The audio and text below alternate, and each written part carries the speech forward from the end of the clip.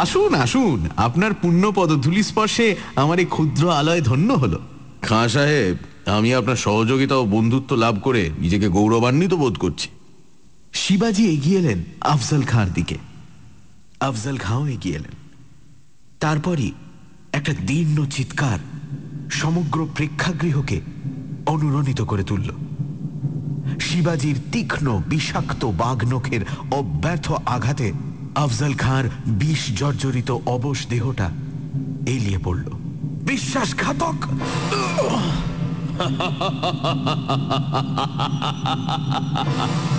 শিবাজির কণ্ঠ চিরে অট্টহাসি জেগে ওঠে। আফজল খাঁর মুখের দিকে চেয়ে শিবাজি বললেন, বিশ্বাসঘাতক আমি না তুমি খাঁ সাহেব? জাল বিছিয়েছিলে শিবাজিকে বন্দি করবে বলে। বন্ধুত্বের মুখো সেটে শয়তানির ছুরি সানাচ্ছিলে অতর্কিতে আমাকে আক্রমণের জন্য। ভেবেছিলে শিবাজির চোখে অনায়াসেই ধুলো দিতে পারবে না?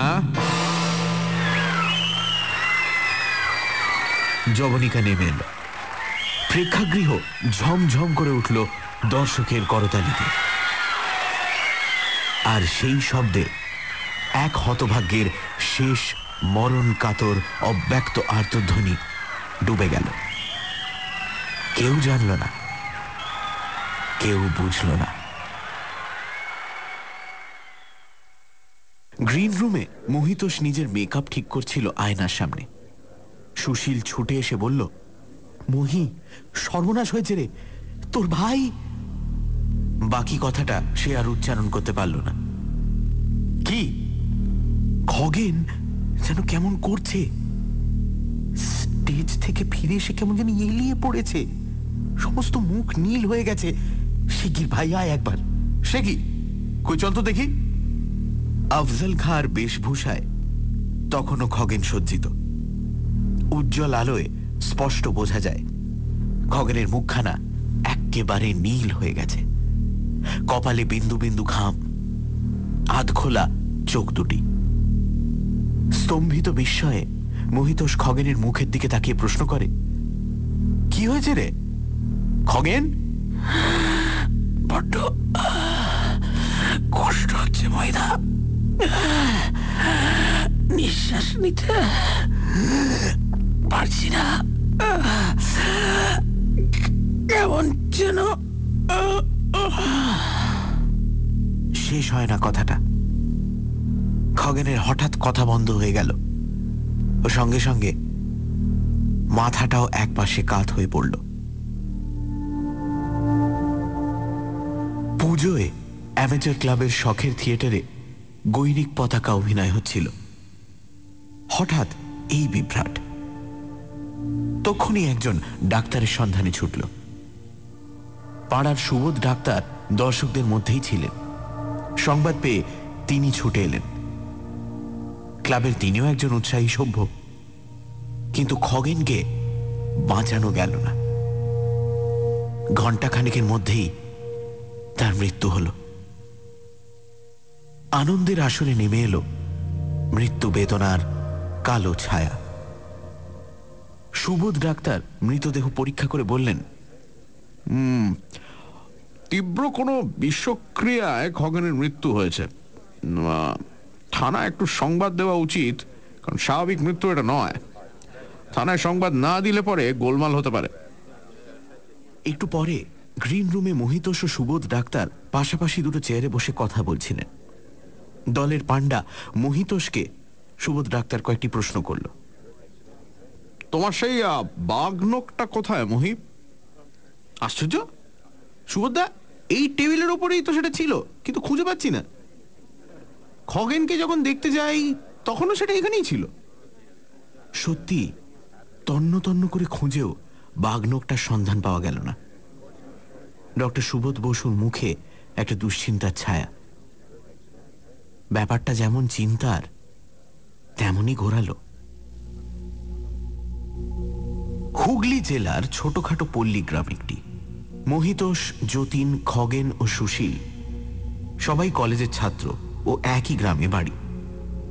পুজোর ছুটিতে প্রতিবারই তারা গ্রামে এসে হৈ হৈ করে থিয়েটার করে। পুজোর ছুটিটা আমোদ হল্লা করে যে যার আবার কলকাতায় চলে যায় কটা দিন পরে।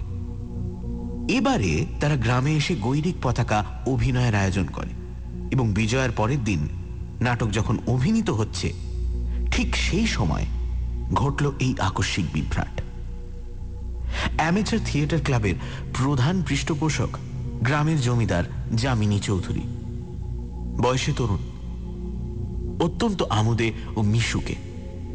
বাপ পিতামহের অর্থের প্রাচুর্য থাকা সত্ত্বেও নৈতিক দিক দিয়ে যামিনীবাবু অত্যন্ত বলিষ্ঠ প্রকৃতির লোক। এমএ পাশ করেছেন এবং লেখাপড়ার চর্চা এখনো রাখেন। রামকৃষ্ণ সংঘের শিষ্য, বিয়ে করেননি, ছোট ভাইটির বিয়ে দিয়েছেন, তার একটি ছেলেও আছে। গৈরিক পতাকা অভিনয় করতে গিয়ে যে ব্যাপারটা ঘটে গেল তার সমস্ত ঝক্কি আজ যেন যামিনীবাবুর উপরেই এসে পড়েছে। শেষ পর্যন্ত থানায় খবর দেওয়ায় ঘটনাস্থলে দারোগাবাবু আসেন এবং তিনি অস্বাভাবিক মৃত্যু বলে মৃতদেহের ময়নাতদন্ত করান। ময়নাতদন্তের ফলে জানা গেল দেহে কুরারি বা কুচফুল বিষ প্রয়োগের ফলে মৃত্যু হয়েছে। ময়নাতদন্তের ফলাফলটা যেন সত্যিই সকলকে একেবারে স্তম্ভিত করে দিয়েছে। জমিদার যামিনী চৌধুরীকে সেদিন গোপনে থানায় ডেকে দারোগা ইউসুফ বলেছেন, গৈরিক পতাকা অভিনয় হতে হতে যখন টিনের পাতের তৈরি খেলার বাগনক দিয়ে মহিতোষবাবু খগেনবাবুকে আঘাত করেন, তারপরই খগেনবাবুর মৃত্যু হয়। সকলের জবানবন্দি থেকে সেটাই প্রমাণ হচ্ছে এবং that must be the cause of death. এ আপনি কি বলছেন ইউসুফ সাহেব? আপনি কি বলতে চান মহিতোষ খগেনকে সেই খেলার বাগনকের সঙ্গে বিষ মাখিয়ে ইচ্ছে করে হত্যা করেছে? কিছুই আমি বলতে চাই না চৌধুরী মশাই, তবে এও বোধহয় আপনি শুনে থাকবেন, অভিনয়ের সময় টিনের পাতের তৈরি যে বাগনকটা মহিবাবু ব্যবহার করছিলেন সেটা আর খুঁজে পাওয়া যায়নি এবং থিয়েটার ঘর ও আশপাশের সব তন্ন তন্ন করে খুঁজেও প্রত্যেককে জিজ্ঞাসাবাদ করেও সেটা কোনো পাত্তাই মেলেনি আজ পর্যন্ত। কিন্তু শুধু তাই নয়, মৃত খগেনবাবুর বুকের ওপরে কয়েকটা তীক্ষ্ণ কোনো বস্তুর সাহায্যে আঁচড় কাটলে যেমন দাগ হয় তেমনি দাগও ছিল। কিন্তু আপনি বোধহয় জানেন না দারোগা সাহেব, খগেন আর মহি জাট্টুতো খুঁড়তুতো ভাই, একই জয়েন্ট ফ্যামিলিতে ওরা মানুষ। ওদের পরিবারের মতো একান্নবর্তী পরিবার আজকাল খুব একটা দেখা যায় না। তাছাড়া খগেন ও মহির পরস্পরের মধ্যে স্নেহ ভালোবাসার অন্ত ছিল না। না না, ইটস সিম্পলি অ্যাবসার্ড, একেবারে অসম্ভব। আপনিও বোধহয় জানেন চৌধুরী মশাই, আঘাত এক এক সময় এমন জায়গা থেকে আসে যেখানে কোনো আঘাতের সম্ভাবনা মাত্র ছিল না কয়েকদিন আগে। সেই রাত্রে যামিনী চৌধুরী মহিতোষকে ডেকে পাঠালেন এবং আগের সব কথা মহিকে বললেন। তুমি হয়তো জানো না মহি, ইউসুফ লোকটা যেমন কমিউনাল মাইন্ডেড তেমনি শয়তান ও কুটচক্রী। ওর অসাধ্য দুনিয়ায় কোনো কাজই নেই। যদিও আমি এসব একেবারেই বিশ্বাস করি না, তবু একটা কথা আমি জানতে চাই, বাঘনকটা কেমন করে খোয়া গেল তার কিছু তুমি জানো কি? বাঘনকটা কি করে যে খোয়া গেল সেটাই আশ্চর্য। তুমি কবে কলকাতায় যাচ্ছ? পরশু যাব। বেশ, কলকাতা ছেড়ে তাহলে এখন আপাতত কোথাও যেও না। ব্যাপারটা যা ঘটবার তা তো ঘটে গেছে। এখন আমাদের দেখতে হবে কি করে এই কলঙ্ক থেকে আমরা সকলে উদ্ধার পেতে পারি।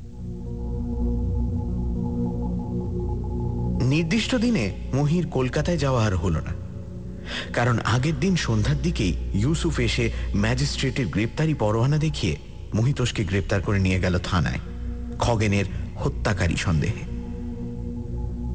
যামিনীবাবু আপ্রাণ চেষ্টা করেও দুঃসংবাদটা চেপে রাখতে পারলেন না। কেমন করে না জানি ইকান ওকান হতে হতে আগুনের মতোই সংবাদটা রাতারাতি সমস্ত গায়ে ছড়িয়ে পড়ল। মহিতোষ তার খুড়তুতো ভাই খগেনের হত্যার অপরাধে গ্রেপ্তার হয়েছে। যামিনী চৌধুরী চেষ্টা করেও জামিন দিয়ে ওকে খালাস করে আনতে পারলেন না।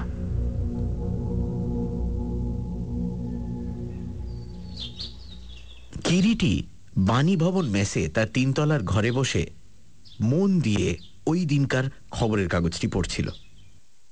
ওই দিনকার খবরের কাগজে বিলাসপুর গ্রামের অ্যামেচার ক্লাবের গৈরিক পতাকা অভিনয়ের মধ্যে খগেন ঘোষের আকস্মিক নিহত হওয়ার ব্যাপার ও সেই সংক্রান্ত মুহিতোষের গ্রেপ্তারের কথাটা ছাপা হয়েছিল। ইংরেজিতে একটা কথা আছে যার বাংলা অর্থ চায়ের কাপে তুফান। ব্যাপারটা অনেকটা তেমনি। যামিনী চৌধুরীর ছোট ভাই কামিনী এককালে কিরিটির সহপাঠী ছিলেন প্রেসিডেন্সি কলেজে।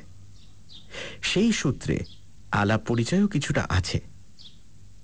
কিরিটির অনুসন্ধিৎসু মনে ব্যাপারটা যেন কেমন দোলা দিয়েছিল। সেই দিন বেলা 11টার গাড়িতেই ও বিলাসপুর যাত্রা করল। জমিদার বাড়িটা খুঁজে নিতে ওর বিশেষ অসুবিধে হল না। শরৎকালের হলদে রোদ এর মধ্যেই ঝিমিয়ে এসেছে।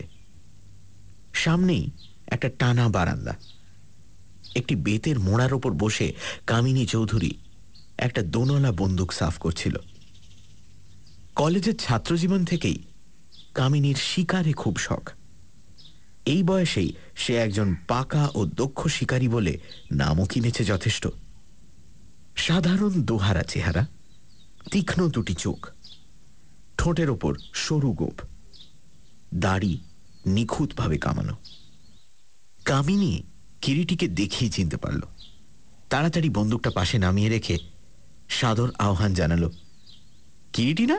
হ্যাঁ, চিনতে পেরেছিস তাহলে? বিলক্ষণ, আয় আয়। ওরে একটা মোড়া দিয়ে যা কালু। দাঁড়া, চা দিতে বলে আসি। কামিনী ভেতরে চলে গেল। তারপর কি করছিস এখন? ব্যবসা। ব্যবসা? কিসের রে? এ দুনিয়ার বিভিন্ন প্রকৃতির মানুষের মনকে কোষ্টি পাথরে ঘষে ঘষে দেখছি হাউ দ্য ক্রাইম গোজ। হ্যাঁ, মানুষ মাত্রই ক্রিমিনাল, সামান্য দু একজন ছাড়া। এবং ক্রাইমেরও বিভিন্ন স্তর ও প্রকৃতি ভেদ আছে। ডাকসাইটে ছাপ মারা তথাকথিত একজন ক্রিমিনালের সঙ্গে সাংঘাতিক একজন ক্রিমিনালের পার্থক্যটা সত্যিকারের কোথায়? এইসব ব্যাপারের অনুসন্ধানের জন্যই রহস্যভেদের ব্যবসা শুরু করেছি। এখনো বেশি অবৈতনিক, পরে উপযুক্ত পারিশ্রমিক নিয়ে তবে কাজ করব। ও, তুই তাহলে ডিটেকটিভ হয়েছিস? বল। সাদা ও সহজ কথায় তাই বলতে পারিস বটে, তবে ঠিক তোরা যে অর্থে গোয়েন্দাগিরি করা বলিস এটা তা নয়। যে কোনো একটা ক্রাইমের ভেতর থেকে তার সত্যিটা খুঁজে বের করাই হচ্ছে আমার কাজ। তা দুনিয়ার এত প্রকারের কাজ থাকতে হঠাৎ এই বিচিত্র ব্যাপারে তো ঝোঁক হলো কেন? কারণ এটা রামা শ্যামা যদু সাধারণের জন্য নয়।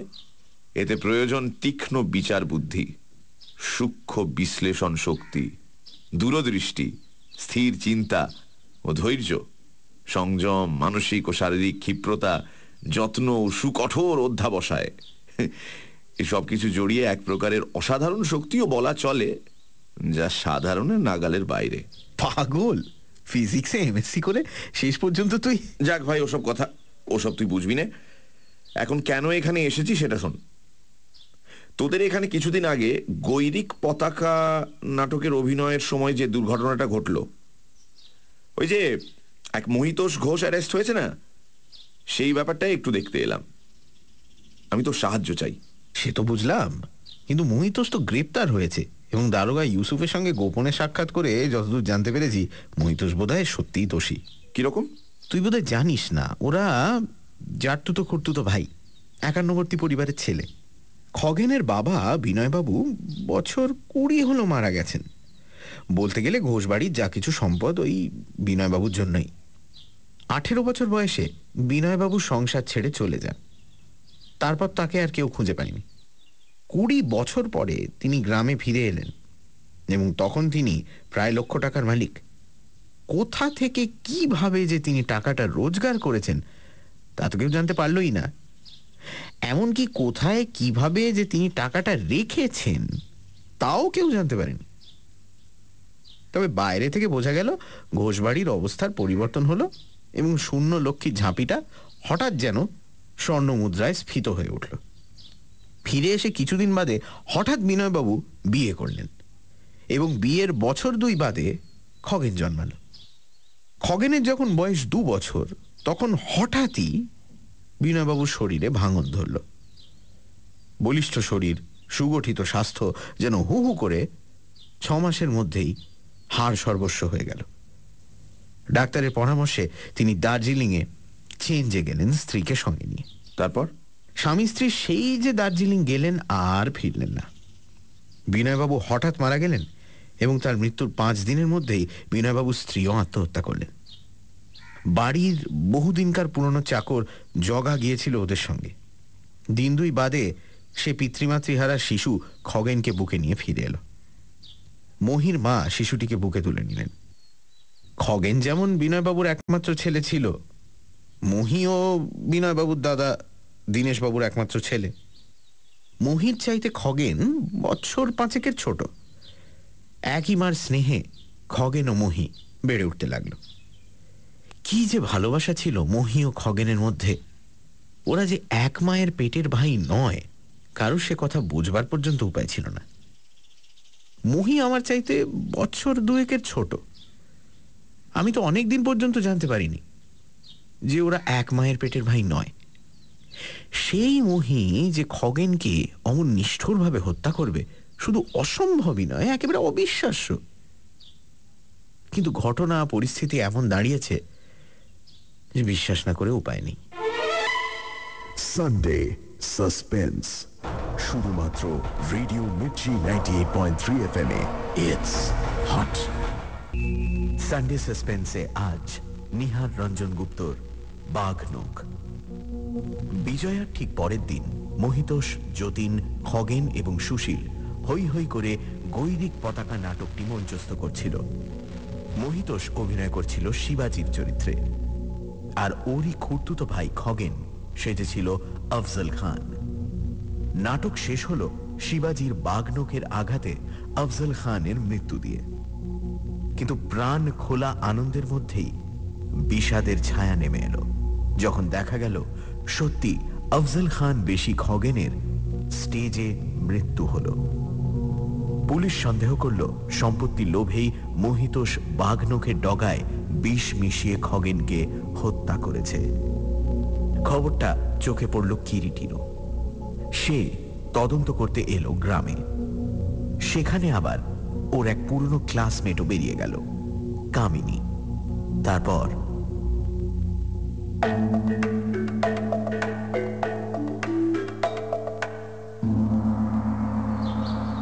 পরের দিন ভোরে কিরিটি কামিনীকে সঙ্গে নিয়ে থিয়েটার হলটা দেখতে গেল।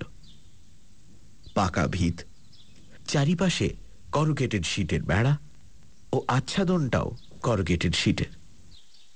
মাঝখানে স্টেজ, দুপাশে ও পেছনে ছোট ছোট 4-5টা ঘর। একটায় স্থানীয় ক্লাব ঘর ও লাইব্রেরি, অন্যগুলোর মধ্যে 2টো গ্রিন রুম ও বাকি ঘরটা সাধারণত বন্ধই থাকে। স্টেজ নেহাত ছোট নয়, কলকাতার পেশাদারি স্টেজের মতো না হলেও বেশ বড়। মাত্র 10 দশেক আগে এইখানেই নির্দোষ আনন্দের মধ্যে হঠাৎই একটি নির্মম হত্যা ঘটেছিল।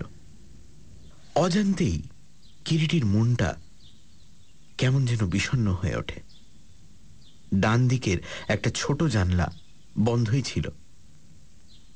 কিরিটি জানলাটা খুলে দেয়। সামনেই একটা ঝাঁকড়া কামিনী ফুলের গাছ। সাদা সাদা ফুল ফুটে আছে অজস্র।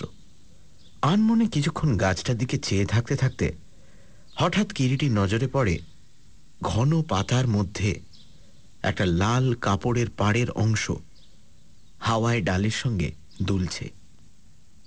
কিরিটি ঘর থেকে বের হয়ে বাইরে গাছটার কাছে যায়। শুধু একটা লাল পাড়ই নয়, অনেকখানি বিস্ময় সেখানে লুকোনো ছিল পাতার আড়ালে।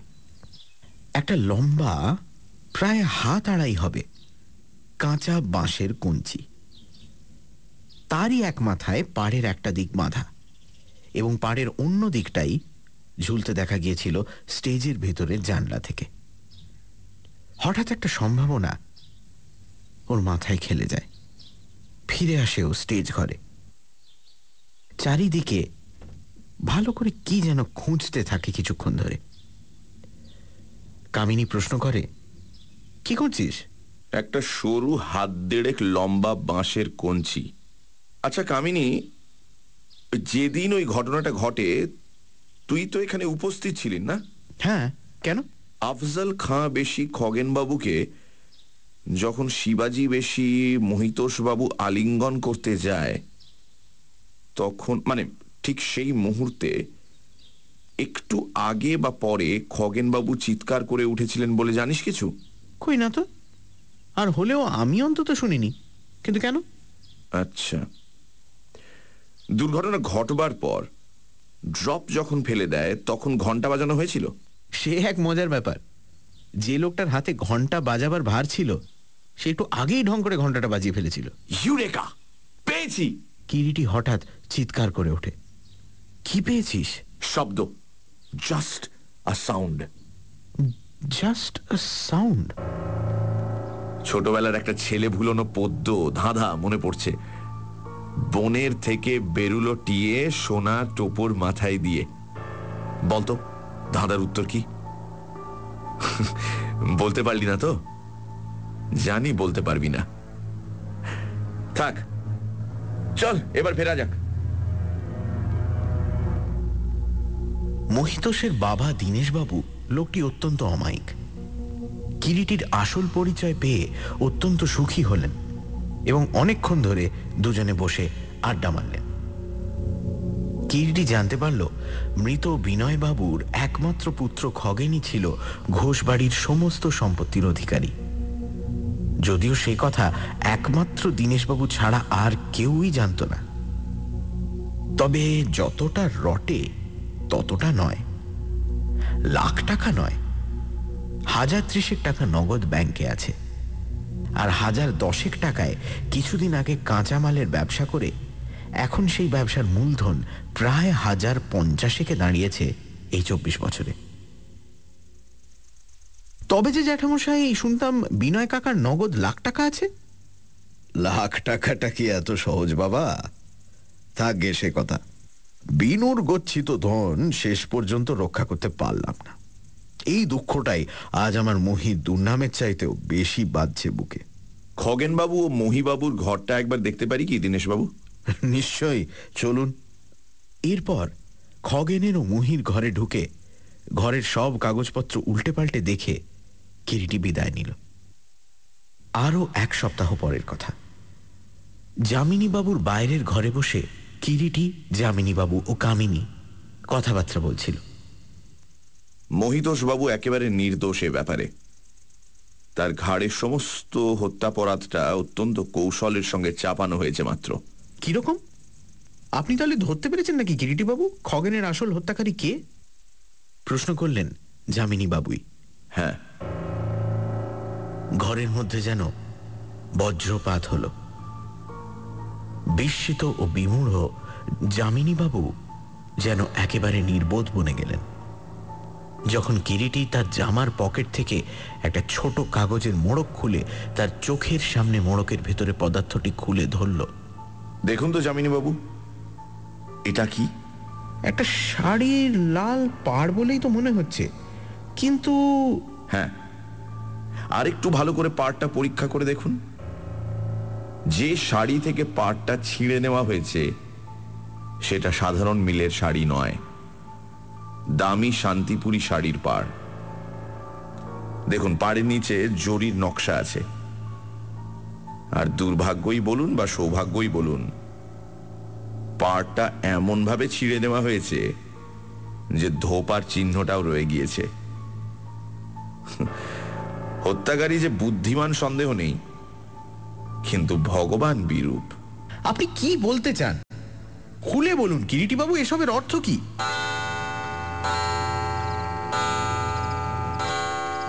কিরিটি চমকে ওঠে। উফ, রাত 9টা! আরে এক্ষুনি না উঠলে তো 9:20 ট্রেনটা ধরতে পারবো না। আচ্ছা ভাই কামিনী, উঠি। হ্যাঁ যামিনীবাবু, খুনি কে আমি ধরতে পেরেছি। সমস্ত কথা বিশদভাবে লিখে 2খানা চিঠিতে, একখানা দারোগা ইউসুফ সাহেবকে ও অন্যখানা দীনেশবাবুকে ইতিমধ্যে পাঠিয়েও দিয়েছি। কাল সকালের মধ্যেই সব ডিসাইড হয়ে যাবে। আচ্ছা চলি, নমস্কার। বলতে বলতে ওদের 2 ভাইকে দ্বিতীয় কোনো কথা বলার সুযোগ না দিয়ে কিরিটি ঘর থেকে বেরিয়ে গেল। ইউসুফ দারোগা অপরিচিত হাতে লেখা একখানা চিঠি পড়ছিল। রাত প্রায় 10:30 হবে। সামনে টেবিলের ওপর রাখা টেবিল ল্যাম্পটার চারপাশে কতগুলো শ্যামা পোকা ঘুরছিল। দেওয়ালে টিকটিকিটা ওত পেতে আছে। দারোগা সাহেব, আপনাকে বিরক্ত করছি বলে সত্যি আমি লজ্জিত। চিঠির নিচে নাম না দেখেই বুঝবেন আত্মপরিচয় দিতে আমি ইচ্ছুক নই। আগে বলিনি, মৃত খগেন ঘোষের হত্যা সম্পর্কে আমি কয়েকটা কথা বলতে চাই। খগেন ঘোষের হত্যাকারী মহিতোষ নয়, সম্পূর্ণ অন্য লোক। নাম পরে বলছি, আগে ঘটনাটা যা ঘটেছিল খুলে বলে দিই। অভিনয়ের রাতের আগে থেকেই খুনি খগেনকে হত্যা করবার মতলব এঁটে রেখেছিল, অর্থাৎ তার কাজের প্ল্যান আগে হতেই ঠিক করা ছিল। বাঁশের কঞ্চি দিয়ে তীর ধনুক বানিয়ে তীরের ফলায় তীব্র কুরারি বিষ মাখিয়ে সেই বিষাক্ত তীর দিয়ে বিদ্ধ করে খুনি খগেনকে হত্যা করে। স্টেজের পাশে যে ঝাঁকড়া কামিনী গাছটা আছে, সেই গাছে বসে বসেই খুনি বিষাক্ত তীর নিক্ষেপ করেছিল। অব্যর্থতার লক্ষ্য বলতে পারেন, স্বয়ং সব্যসাচীর মতোই লক্ষ্য ভেদে সে ওস্তাদ। এবং সবচাইতে বুদ্ধির কাজ খুনি কি করেছিল জানেন? শিবাজি বেশি মহিতোষ তাকে বাঘনখ দিয়ে আঘাত করবার পর যখন খগেন অভিনয়ের প্রয়োজনে ধরাশায়ী হচ্ছে, ঠিক সেই মুহূর্তটিতেই তীর নিক্ষেপ করে। অভিনয়ের ব্যাপারে সকলেই এত মশগুল ছিল যে দর্শক হতে শুরু করে অভিনেতা মহিতোষ পর্যন্ত নিক্ষিপ্ত তীরটাকে কেউ লক্ষ্য করেনি। এমনকি তীরবিদ্ধ হওয়ার সঙ্গে সঙ্গে খগেন যখন চিৎকার করে ওঠে, সে চিৎকারটাকেও কেউ অস্বাভাবিক বলে মনে করেনি। মঞ্চের মধ্যে অভিনেতারা তো পারেইনি, এমনকি দর্শকরাও পারেনি। তার কারণ ঠিক সময় ঘন্টা বাজানো হয়। অবশ্য পাশেই দণ্ডায়মান মহিতোষের বোঝা উচিত ছিল, কিন্তু মহিতোষ পারেনি তখন। কারণ মহিতোষ অভিনয় এত ব্যস্ত যে ও ভেবেছে খগেন বুঝি আসলে অভিনয় করছে। যা হোক, খুনি তীর নিক্ষেপের সঙ্গে সঙ্গেই সাজঘরে এসে মহিতোষের অবর্তমানে বাঘ নখটা সরিয়ে ফেলে কাজ সমাপ্ত করে। এবং তাড়াতাড়িতেই হোক বা মনের ভুলেই হোক, যে কঞ্চিটাকে ধনুকের মতো করে তীর নিক্ষেপের সময় সে ব্যবহার করেছিল, সেটা গাছের সঙ্গেই লটকে রেখে আসে। এদিকে খগেনকে নিয়ে যখন সবাই ব্যস্ত, সেই ফাঁকে খুনি স্টেজে গিয়ে তীরটা সরিয়ে ফেলে সবার অলক্ষ্যে। এখন বোধহয় বুঝতে পারছেন মহিতোষের বাঘ নখের আঘাতে মৃত্যু হয়নি। ব্যাপারটা আগাগোড়া মহিকে দোষী দাঁড় করাবার জন্য খুনির সাজানো। মহিতোষ সম্পূর্ণ নির্দোষ। ওদিকে দীনেশবাবু একখানা চিঠি পড়ছিলেন। চিঠিখানা পড়তে পড়তে তিনিও যেন বিমূঢ় হয়ে গিয়েছেন। দীনেশবাবু পড়তে লাগলেন। এখন তাহলে সত্যিকারের খুনি কে? কিন্তু সে কথা বলবার আগে একটু ভনিতা করতে চাই। ছোট্ট একটা মুখবন্ধ।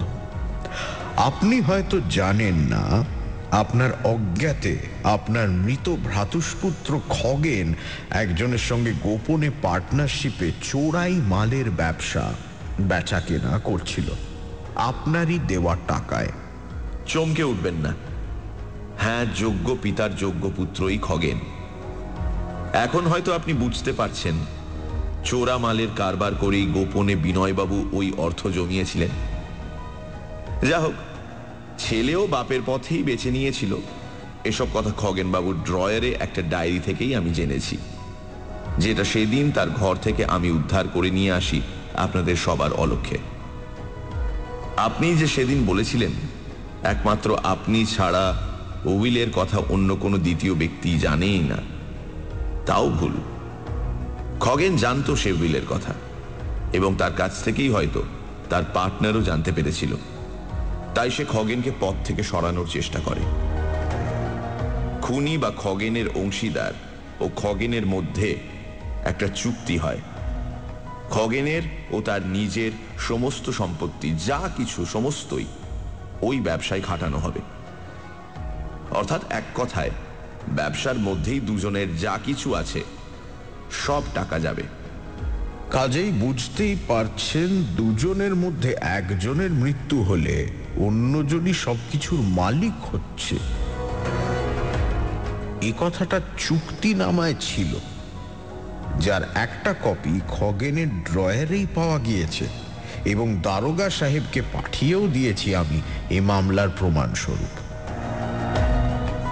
ইউসুফ পড়ছিল চিঠির শেষাংশ। এখন দেখুন এই দলিল। দলিলের নিচে যাদের নাম সই আছে, একজন খগেন ও অন্যজন তার অংশীদার। এই অংশীদারই হচ্ছে খগেনের হত্যাকারী। আরো প্রমাণ পাবেন চিঠির মধ্যে যে শাড়ির পাড়টা পাঠিয়েছি সেটা থেকেও। আপনাদের স্থানীয় মধু ধোপাই বলবে ওই চিহ্ন কোন বাড়ির কাপড়ের।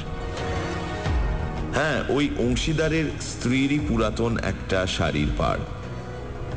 ওই পাড় থেকেই মধুকে জিজ্ঞাসাবাদ করে কে খুনি আমি ধরতে পেরেছিলাম, কিন্তু মোটিভটা ধরতে পারছিলাম না।